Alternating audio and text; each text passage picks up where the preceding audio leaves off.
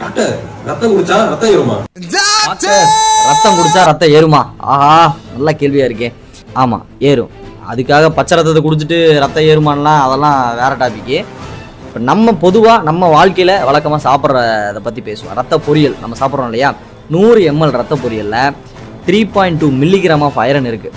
அதில் வந்துட்டு 10% தான் நம்ம சாப்பிட்டதில் அப்சர்வ் ஆகும். அதாவது 0.3 மில்லிகிராம் வந்து அப்சர்வ் ஆகும். அதனால் எவ்வளவு சாப்பிட்லாம் அப்படின்னு கேட்டிங்கன்னா, ஒரு நாளைக்கு நம்ம உடம்புல ரெக்குயர்மெண்ட் வந்து 1 மில்லிகிராம் அயரன் நமக்கு தேவைப்படுது. ஒரு 1 லிட்டரு ஆட்டு ரத்தம் வந்து நம்ம பொரியல் பண்ணியும் இதுவோ சாப்பிடலாம். அது நல்லா தான். டாக்டர் ரத்தம் சாப்பிட்டா ரத்தம் ஏறும், ரைட், ஓகே, உடனே இன்றைக்கே ஒரு 3 லிட்டர் ரத்தத்தை அடிச்சிட்றேன் அப்படின்னா அப்படிலாம் ஏறாதுங்க. நீங்கள் என்ன தான் எவ்வளோ லிட்டர் கணக்கில் நீங்கள் குடித்தாலும் சாப்பிட்டாலும் நம்ம டெய்லி ரெக்குயர்மெண்ட்டுக்கு மேலே நீங்கள் எடுத்துக்கக்கூடிய அயரன் எல்லாமே பார்த்தீங்கன்னா ஒன்று அயரன் டாக்ஸிட்டியாக மாறும், இல்லை அப்படின்னா டாய்லெட் மூலிமா வெளியேறிடும். ஓவர் அயரன் இருக்கும்பொழுது பார்த்தீங்கன்னா கருப்பு